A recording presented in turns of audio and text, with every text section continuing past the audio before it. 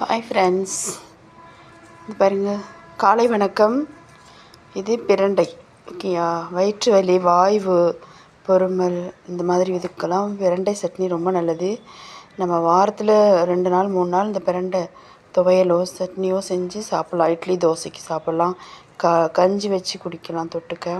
இது எப்படி தயார் பண்ணணும் அப்படின்னா, இதோட இந்த பாருங்களேன், இந்த மாதிரி இது இருக்குது பாருங்கள். வெங்காயம், தக்காளி, பூண்டு, பச்சை மிளகாய், பிரண்டை, இதோட இந்த உளுந்தை நல்லா வறுத்துக்கணும். அப்புறம் இதையும் 1 by 1 நல்லா வறுத்துட்டு நல்லா வதக்கணும். நல்லெண்ணெயில் வதக்கணும். நல்லா வதக்கிட்டு கொஞ்சோண்டு புளி சேர்த்துக்கணும், உப்பு சேர்த்து அரைச்சிடணும். இது நல்ல ஒரு சட்னியாக இருக்கும்.